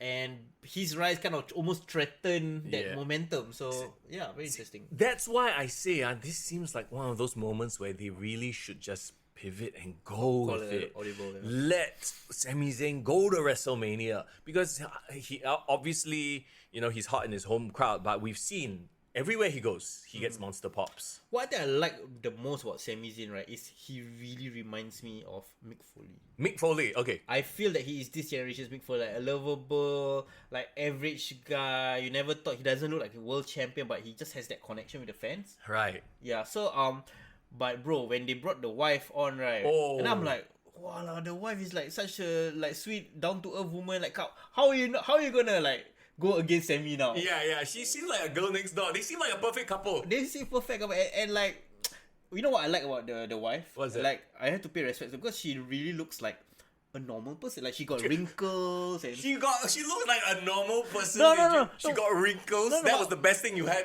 to say about Mrs. Zayn. Let me try to explain myself. Like, I just think that they really played up the fact that she is like a really down to earth person. Like, the kind of it just fits. It actually accentuates Sami Zayn's character even more. Yeah, it really makes him a man of the people. The fact that the wife is just like, I can really imagine her picking up like kids from school. Yeah. Plain Jane lah. And the thing is, right, she also can act. She didn't seem fake. She did well. Sometimes they get family members there, and they cannot act one, so they like. John Cena's that. Exactly. That's a great example, right? Oh my god, yeah. But she played along, and it was great. It worked. It worked. And I don't know whether you saw, I think WWE caught up with her and she did an interview with her. Yeah. And when she was talking and like, it just, okay, because the whole time, right, we've known Sami Zayn, we've never seen him with his family, right? Yeah. He's always been presented as like a lackey and all that. But then, just having a wife there, knowing that he has kids, suddenly adds this layer of humanity. Like, oh shit, like this is real to him. And his wife doesn't come off fake. She comes off as very likable and genuine person. Even more now, I want him to go to WrestleMania. I want this triple threat to happen. I mean, the Mrs. father, yes. Walao, the Mrs. father is that one also another one cannot. He acting a bit too much. But you know what I mean? Like, oh my god, if ever there was a time to call an audible, this is it. Let Sami Zayn have a WrestleMania moment. and I've said this so many times, right? This is the perfect time to rehash that triple threat, that Benoit, Triple H, HBK moment. You still feel that Yes, should be the thing. oh my god, like that needs to be the thing. And then at Backlash, have Cody win. Like whatever lah, you know, give us the Kofi Mania moment, give us the Daniel Bryan moment. Interesting. Because I feel like if they don't do it, Cody will get shat on. Okay. Because Cody really now feels like that guy come in, easy path, wins the Royal Rumble, and all of a sudden goes to WrestleMania, wins the title. I think he's on the verge of getting turned on. Okay, it's still a fine line. Jason. Sami's wife's name is Khatijah, like your everyday Mina represent.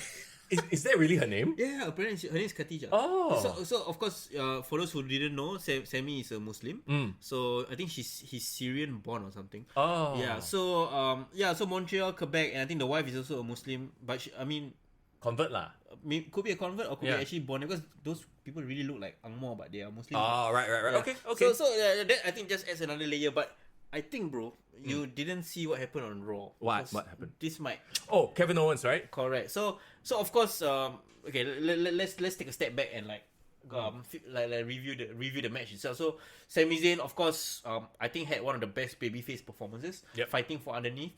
Is it me, or like Roman Reigns has really mastered the 2.99 count? Like his his last minute count, I really scared the shit. I keep thinking that the referee will botch, you know. Yeah. No. Roman Reigns right now has his character, has everything about him down pat. Down to the mannerisms, how he talks, his swagger, and perfect. the in-ring stuff as well. Correct. So he is peaking. Yeah. So I felt like there was a point where I felt the momentum was in the match where Sami was definitely gonna get it. Yeah. He was definitely gonna like go really close, and I think that was when he did the Superman punch, and then he did the Helluva Kick, right? Yeah. So I and then like when the match had the first referee bump, and then Jimmy came out. Yeah. I was like, oh motherfucker! Okay, if this happens, everyone's gonna freaking riot. Yeah. And then the 2.99. Yeah. Oh shit! And then of I course, was invested at that point in time. Yeah. Jay. Oh, how do you feel when Jay came out? I was like, okay, where are they going with this? Yeah, Look, as much as we want to theorize that, Jay is actually the main character, he is not, you know, and he refused to hit Sami, right? And then... So it kind of made his, like, true fate still unknown a bit. Yeah. So it's going to be a plot line going towards WrestleMania. So obviously everyone is assuming that it will be KO and Sami versus the Usos. Yeah. Where's Solo? Solo never appeared. Oh yeah, why he didn't appear? He cannot come into Canada also, is it? Is he underage or something? He DUI. He cannot cross over. Okay, yeah, that is very weird, right? Yeah. Huh, I wonder how they'll play. I hope they can explain that. Yeah. Okay, but so clearly Jay didn't do anything, didn't pull the trigger. Yeah. But that led to the most heartbreaking thing that happened. The fact that Sami took out Jay with a spear, with an Aaron spear. Yeah. And I'm like, oh man, they can't end it like that. Yeah, so that is going to be the storyline. They have 6 weeks of television to play that out. Yes, so correct. that's so what will Jay turn now? Will that lead to? I think that's maybe the misdirect they're trying to give us. So because of that, Jay will side with his Uso brother and fight Kevin Owens and Sami Zayn, right? I actually really believe that Triple H is smart enough that I'm not saying he's stupid if he doesn't go off script lah. But I'm just saying that I think it's a red herring. It's just throw us off. I really think that it should be Sami Zayn in the main event. Okay. So the problem is, right, after the match, clearly like they're gonna start beating up on Sami Zayn, and that brought back Kevin Owens for the huge pop, right? Because you can't have Tyson Fury come out and sing with Drew, so they had to send the crowd home happy, right? So you have freaking Paul Heyman doing his. That's damn funny. Paul Heyman is a gem. Paul Heyman's fighting was terrible. It was great. It's perfect. Yeah, right? I know, terribly great. And then Kana stunned and all that. Perfect way to send the fans home happy. Yeah, that was the only way to do it. And letting Kevin like kind of like move aside and let Sami get the final kick. Yeah. It was very interesting because the whole like build up from Rumble to EC, we didn't see a single sniff of Kevin Owens. Yeah. So it almost made us want to like forgot about him for a bit. But it makes so much sense to bring him back in this storyline because before like Sami's turn on the Bloodline, it was Kevin Owens' storyline against the Bloodline. Okay, so then moving forward now. I do think that it's the right thing to do. No way in hell was there going to be a title switch at EC so close to WrestleMania. It just doesn't make sense, right? Unless somebody's injured, this wouldn't have made any sense. So the question is on Raw, there was an interaction. I saw it on Instagram. Kevin Owens and Sami Zayn. So Kevin is like, you deal with the bloodline yourself, right? Isn't that what he said? Correct. Something to that effect. So they started off the night with Sami Zayn coming out. So this was in Ottawa now, right? And Sami brought out Kevin Owens and asked him to come to the ring. He apologized to him. He said like he wants to thank him for helping out, but he also wants to apologize. But what they're trying to do there, it's really, really smart. It's like, they're not going to like, okay, I forgive you, let's move on, let's take out the bloodline together. Yeah. Because that was the selling point. He was trying to tell him, like, you might not like me, you might not forgive me, but I know you want to take down the bloodline. Now I want to take down the bloodline. Both of us can't do it separately. Yeah. Let's do it together.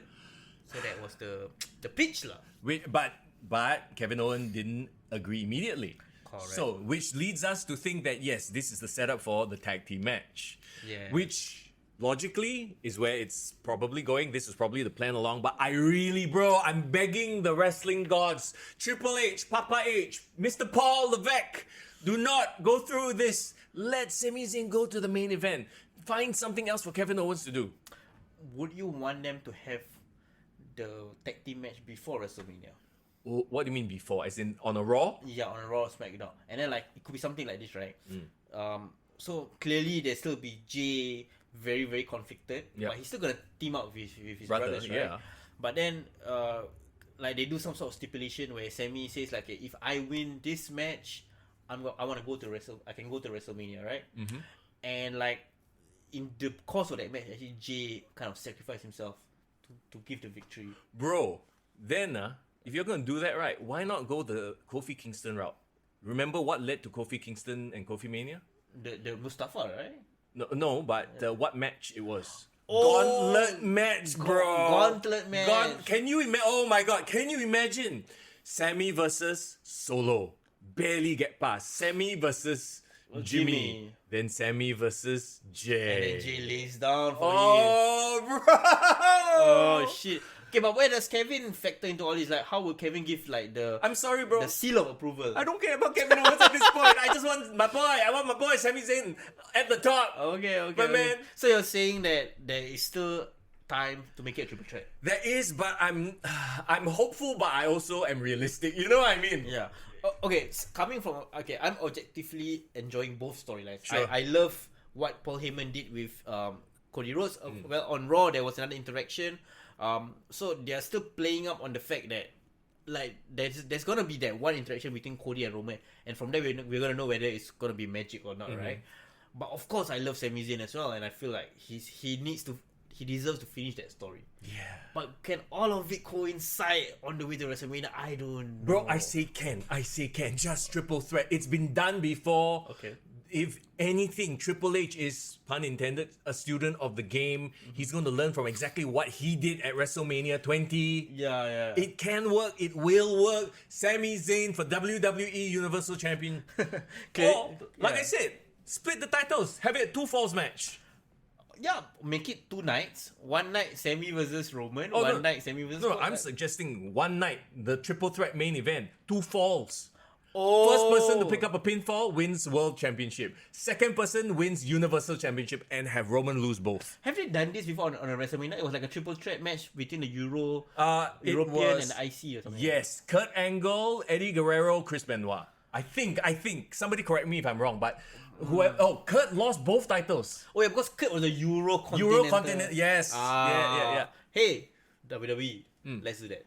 Let's go. Book us. WWE, come on. Okay, I think the fans will be really, really happy if it was a triple threat and 2 out of 3 falls. Yeah, there you go. So you can still kind of do the WrestleMania 20 thing, but have it slightly different. Yeah, I mean, okay. Rishi says they need to put it all in one. So there is varying thoughts. I think there's a fan base out there that wants them to split. There's also what like for him to win everything and like make it undisputed, right? But to be fair, I'm kind of enjoying the whole undisputed vibe because it lets the US and the IC title get elevated. Because if they had the separate titles, then you know those 2 titles will go down again. Correct. So the fact that US and IC right now is like as hot or as well presented as it is right now is due to the fact that there is an undisputed championship. Yeah.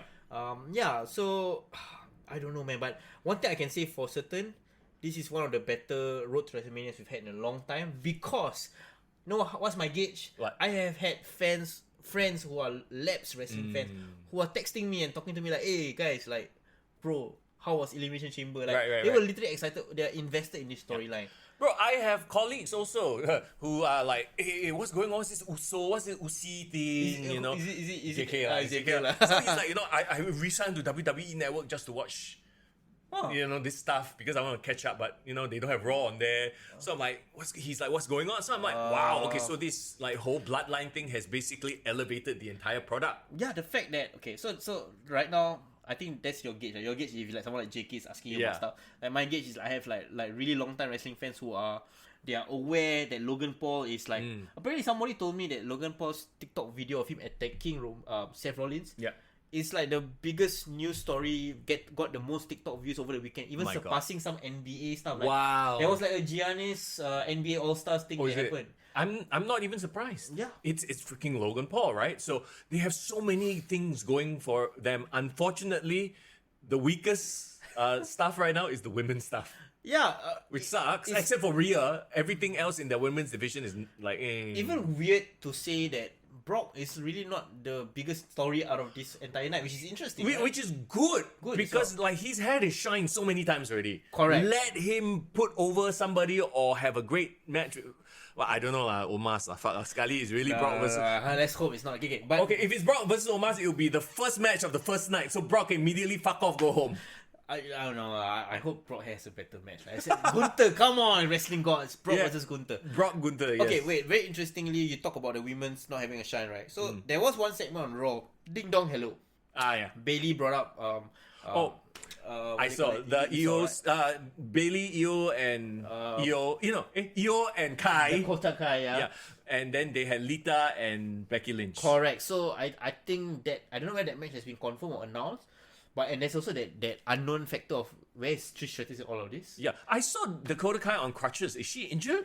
She's selling an injury. Okay, so it might be 2v2 match at WrestleMania. So for the women's tag team titles, Lita and it seems like a very random pairing, Lita and Becky Lynch. Well, the story they're trying to explain is like last year, of course Lita challenged Becky for the title, right? And then Lita was like, if I can't go for my fifth women's title against Becky Lynch, might as well I win some gold with Becky Lynch. So that was like the gist of the promo that they cut. What's your thoughts on Becky and Lita winning the tag team titles at WrestleMania? It seems like we got nothing better for y'all, so we just bring back a legend, y'all team up and tease a title win. Okay, I like the thought of a 6-man tag between Damage Control and Becky, Lita and Trish. I think it will be a good so-called showcase for women's wrestling and as a way to feature the legends as well, give some star power. But for the tag team titles, what do you think? No, I think that then again, the tag team titles, the women's tag team titles mean nothing. There's literally no other team, so it might as well not be there. Oh, it might as well bring some star from the past, right? To give some shine. So this will be their token title change moment, because let's face it, who cares about the titles? And unfortunately, Kai and Sky, who cares about them at this point? They are not lighting it up. Yeah, so it's tough lah. Ramit Taneja. What's up? That's a new guy. Nice to see you.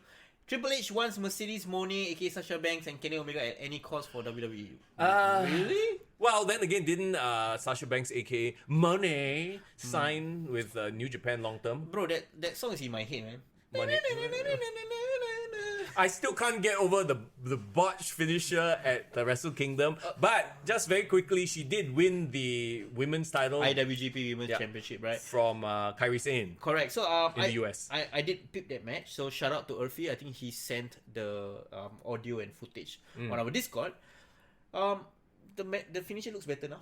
Okay. So she didn't botch it this time, right? I don't like that finisher because it's one of those moves. I hate moves that look fake. Like you have to set up. There's nothing natural about that finisher. She already has a decent finisher with her bank statement, but maybe she's trying to do a Chris Jericho, go to a new promotion, need to create a new finisher. Right? I'm sure she can come up with something better than it's like you backpack them and then you spin them around and they want to catch them to a DDT. But the too thing many is, moving parts. Yeah, the person doing it has to actively spin.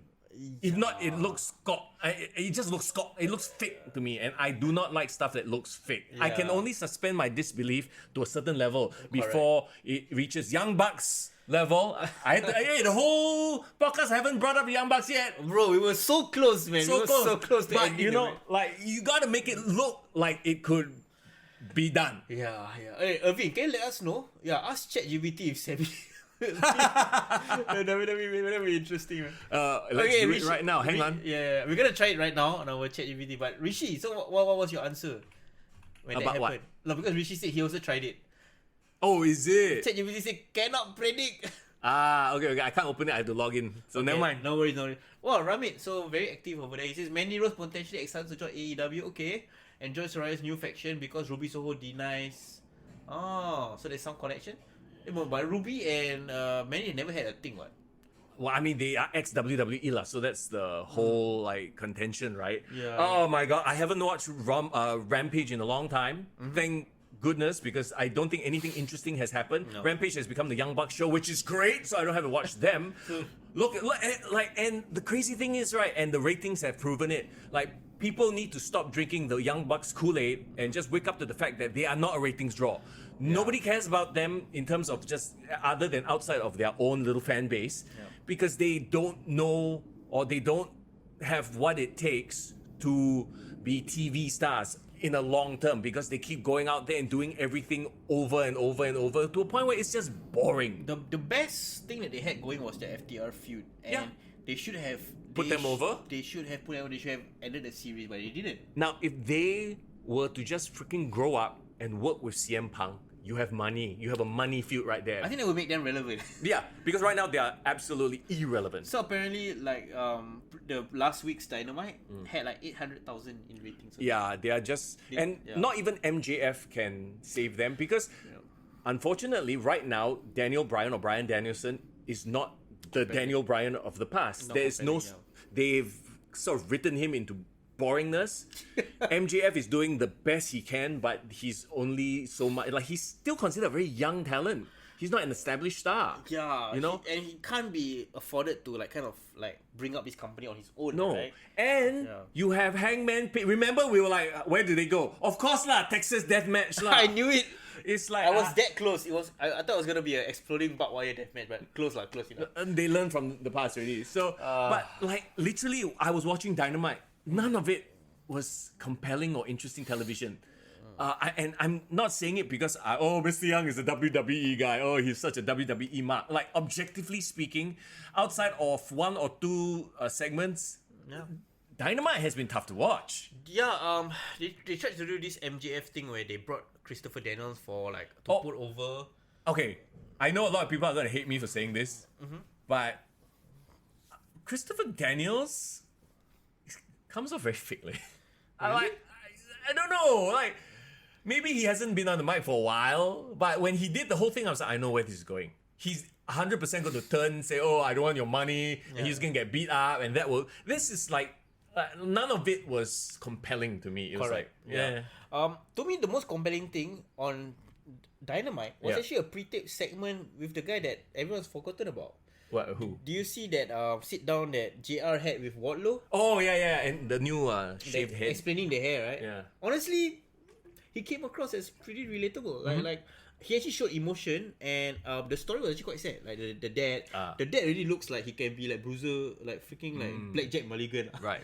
But so obviously you had to put JR there with him, because JR is like the sit down interview guy, serious, connect. Yeah. So I hope they rehabilitate like Wardlow, but other than that, it's been tough to watch. I don't have anyone that I'm rooting for in AEW, which is sad, right? Because remember when MJF was the guy everyone wanted to see as champ. Now, we did a poll on our Instagram, and I said like, how you guys finding MJF's reign so far?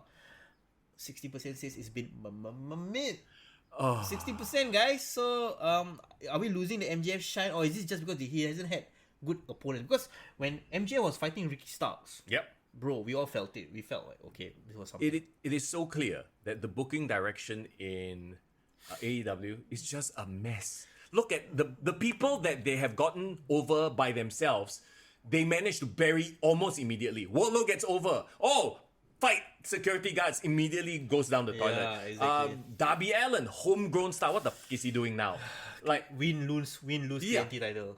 Ricky Starks got over by himself. Yeah. And then lost over and over again to Will Hobbs. Will Hobbs, kind of over, looks like a badass. What the fuck is he doing? Book of Hobbs. For one vignettes. 1 week, never hear anymore. Disappeared, right? Yeah. Yeah. Samoa Joe, great freaking talent on the mic. Disappears and then, oh my, it's like the list goes on and on. That Acclaim. Acclaim. Losing the tag team Losing the tag team title, it was not their time to lose it. They still had, I'm like, do you see a pattern here? It's really bad. Bro, Revolution is in like 2 weeks, but the hype. Bro, no hype, bro. I don't really Nothing. care. Like, I was like, shit, am I going to be back in Singapore in time to watch Revolution? And then I realized, I actually don't care. You know? So I believe, I'm not sure, right? Revolution is the first weekend of March. Yeah, so like when you're back, Monday morning. yeah, when you're back, so we will be able to kind of like review it in a way. We will. But then, right, my problem is, right, nothing in AEW wants like is. It's must watch. If they're trying to sell me that pay-per-view, right? Nope. I'm not buying it right now. No, exactly not. Oh, but Kenny Omega and the Elite and Young Bucks, pay-per-view draw. Stop it. I never say that. They are the trios titles, and that is so meaningless right now. Bro, I'm still very, very pro CM Punk no matter what he did, right? Yeah. And I've really talked about my issues with him, but literally he's the only thing that can save AEW right now, in my opinion. Yeah, well, I mean, anything short of The Rock showing up on AEW, you know what I mean? Yeah. But Jason, yeah. you want to talk about what he said? Problem with AEW booking is it takes too long. MJF Bryan Danielson started with William Regal, who left in November. Revolution is in March. No, but see, that's fine. You can do long-term storytelling like this. It's just the road to the Revolution match has been just sort of like they cooled significantly down. Correct. You can continually bring it up over and over and over again, to keep it fresh. Problem is MJF keeps doing the same thing. Put his challengers to fight different opponents. How many times he did it? 3 times at least. Yeah. With every single, and then Chris Jericho does the damn same thing. Yeah. So it's just like it's almost as if they've run out of ideas. Did you hear how Tony Khan tried to rationalize his booking? No. Apparently, right, he said like, oh, I just realized that I can take this card and flip it the other side, and now I got a whole new way of like booking things. What the fuck does that mean? Yeah, so basically all this while he's been booking people like in cards or like in boxes, right? So now he wanted to just flip it the other way, and then they're booking it like opposite of each other. Meaning what? The face become heel become face. Or like the order, or like the... So for example, I'm trying to explain it because it's so confusing even for me.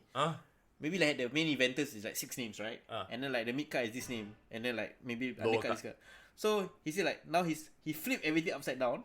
So wait, is he saying that his lower card guys are now main eventers? No, he's saying that he's taking turns to put different people in the different scenes lah. But the way he does it is he randomizes put it together. How much you want to bet this fucker is sitting in front of his computer with an algorithm that he bought from some company, and he's like, ChatGPT, book AEW Dynamite for me. That's probably what he's doing. Like, oh my god. Hey, And wait. what? Irvin, I put explain Roman Reigns versus Sami Zayn in ChatGPT. Can you tell us what it says? Because this is fucking interesting. But okay, be that as it may, right? Like moving ahead, obviously, maybe they're taking a back seat because WrestleMania season, they know that all the shining is gonna be on WrestleMania anyway, so they just chill for a bit. What is their next big pay-per-view after Revolution? Do you know?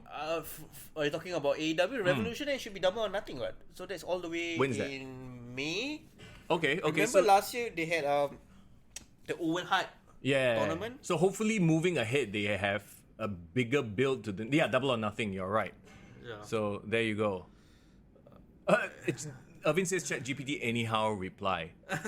Lucky we are done talking WWE and now it's AEW chat. Back to work, guys.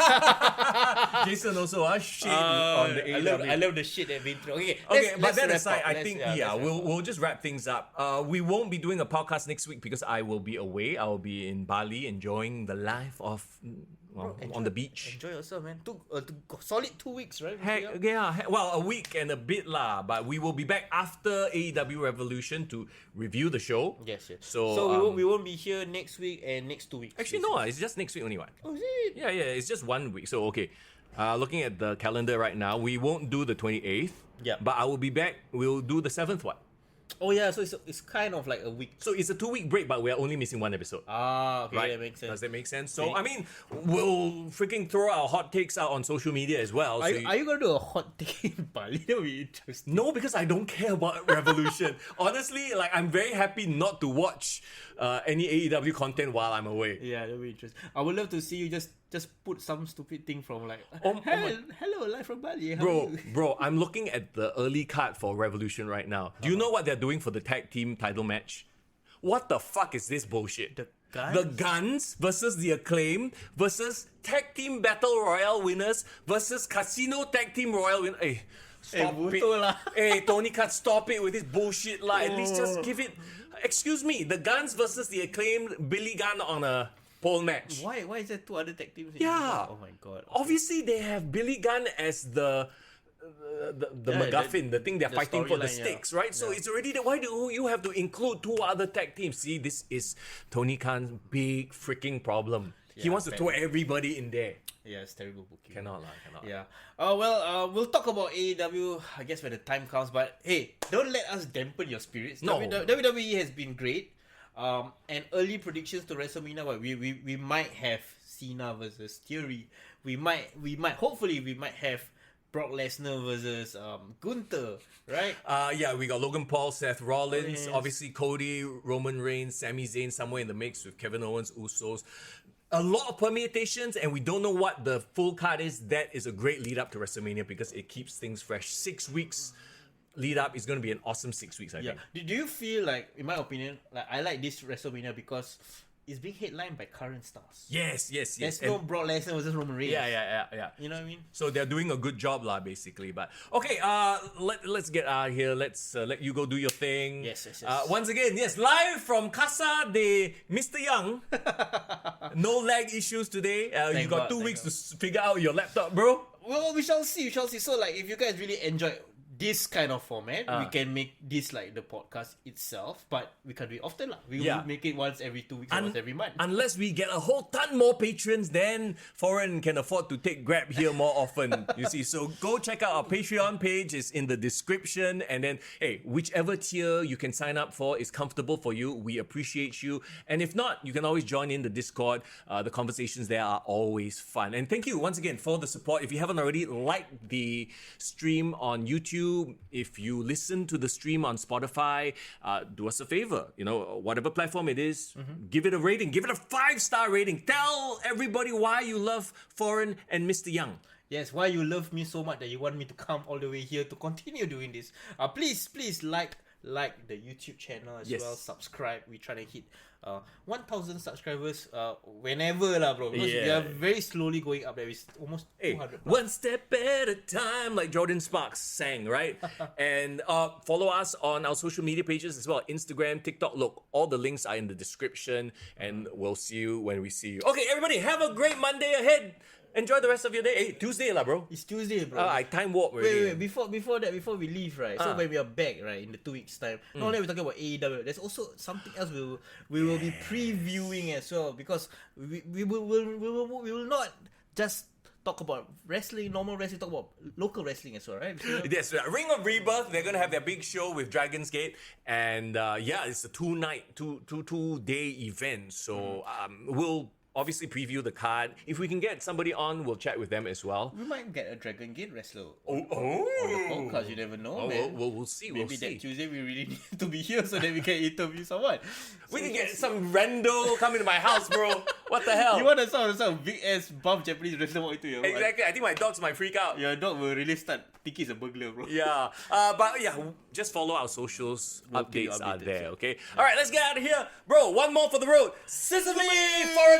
Foreign S! What? As always, it's Mr. Young. And it's for really in this building. Foreign S, bro. Foreign S. Let me see you try.